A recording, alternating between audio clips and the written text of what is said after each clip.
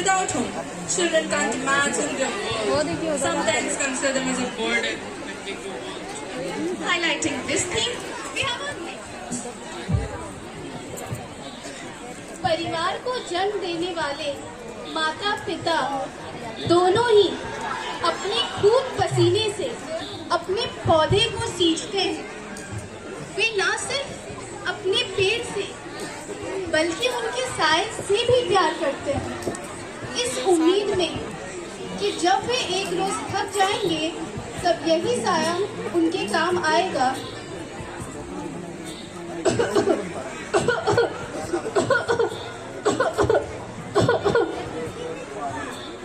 क्या माँ, ये तुम्हारा रोज का ड्रामा हो गया है? सुबह सुबह खांसती रहती हो, सारा मूड खराब कर देती हो। क्या करो बेटा, मैंने तुम्हें कितनी बार कहा है तू मुझे डॉक्टर को दिखा दे, पर तेरे पास तो मेरे लिए वक्त ही नहीं है। बेटा बेटा, मेरा चश्मा कहाँ है? पापा, यही तो रखा है। आप पूरी तरह से अंधे हो गए हो। यही सामने तो रखा है, आपको दिखाई नहीं देता? बेटा पत्नी को आवाज लगाते हुए, रमा रमा, मुझे ऑफिस के लिए लेट हो रहा है, मेरा फाइल कहाँ है? पापा, आप अंधे हो गए हो, आपको दिखाई नहीं देता? फाइल यहीं तो सामने पड़ा है। हाँ पापा, आप दादा दादी के साथ अच्छा व्यवहार नहीं करते। तुम दोनों को बड़ों से बात करना नहीं आता? अपनों से बड़ों से कोई ऐसी बात करता है? सॉरी पापा, पर आप भी तो दादा दादी के साथ ऐसे ही बात करते हो। हमने तो आपसे ही सीखा है। ठीक है, जाओ तुम दोनों पढ़ाई करो। अगले दिन पिता के मित्र आदित्य, अमन और रॉकी आते हैं जो अमेरिका में रहते हैं। हेलो, तुम लोग कब आए अमेरिका से? बस कुछ ही दिन हुए हैं, सोचा तुमसे मिलता चलूं। कहो, क्या हाल है? बस चल रहा है किसी तरह। मैं भी बाहर जाना चाहता हूँ, पर माँ पिताजी की वजह से मैं फंसा हुआ हूँ। बस इतनी सी प्रॉब्लम? तुम इन्हें वृद्धाश्रम में क्यों नहीं रख देते? अच्छा, यह सब छोड़ो, मैंने एक छोटी सी पार्टी ऑर्गेनाइज की है, चलो एंजॉय करते हैं।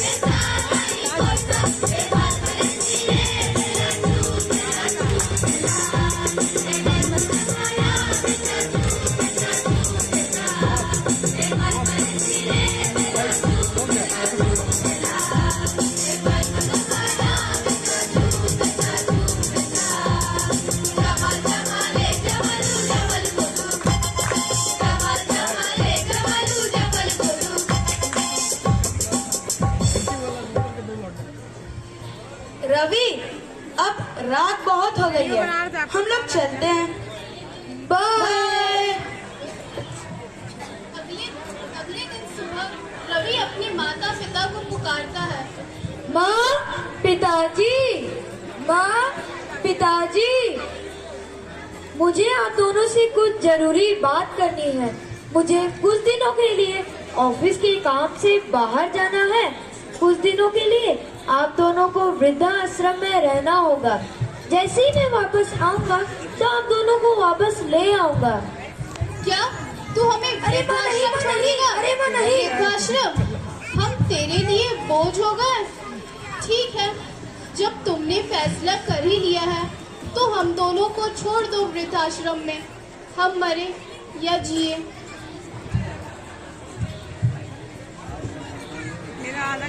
माता पिता की वृद्धाश्रम में प्रवेश।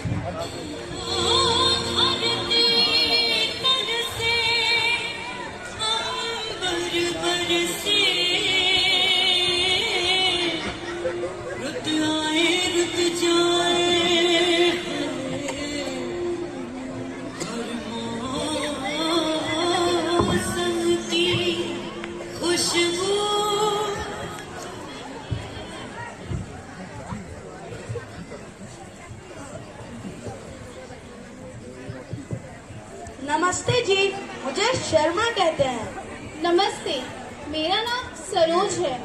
हम लोग यहाँ ज्यादा दिन के लिए नहीं आए हैं। वो क्या है ना, मेरे बेटे को काम से बाहर जाना था, इसलिए हम लोग थोड़े दिनों के लिए यहाँ रहने आए हैं। सरोज जी, कहते तो यहाँ सभी आई है, पर यहाँ से जाता कोई नहीं। नहीं नहीं, मेरा बेटा ऐसा नहीं है, बहुत बड़ी कंपनी में काम करता है। एक सप्ताह बीत जाने के बाद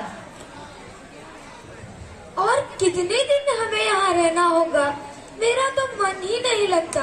यहाँ बेटे की बहुत याद आती है।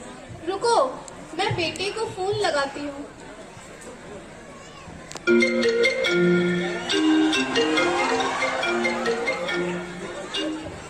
बेटा, तू कैसा है? माँ, मैं अभी बहुत बिजी हूँ, बाद में बात करता हूँ। तुझसे बस इतना पूछना था, तूने खाना खाया? मैंने कहा ना, अभी बहुत बिजी हूँ, बाद में बात करता हूँ। तो क्या कहा आपके होनहार लड़के ने? सालों से यहाँ हो, अब तो आप लोग किसी अपना घर समझ लीजिए। अब वह आने वाला नहीं है, नहीं रहना हमें यहाँ। अभी फोन करता हूँ अपने बेटे को, किसी वक्त हमें यहाँ से ले जाए।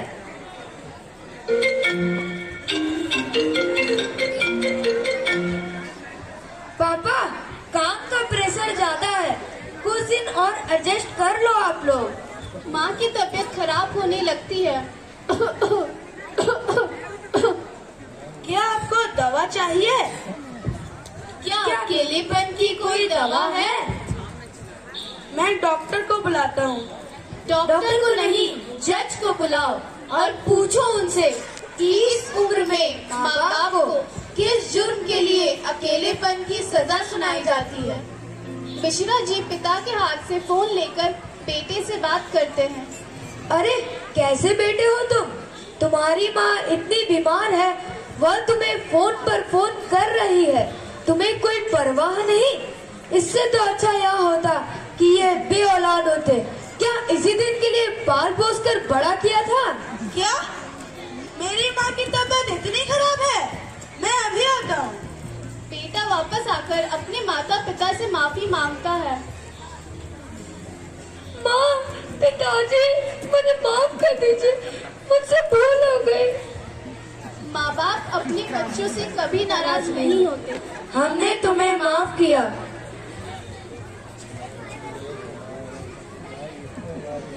ये तो सच है कि भगवान है मगर फिर भी अनजाने हैं। ये तो सच है कि भगवान है मगर फिर भी अनजाने हैं। धरती पे रूप माँ बाप का उस विधाता की पहचान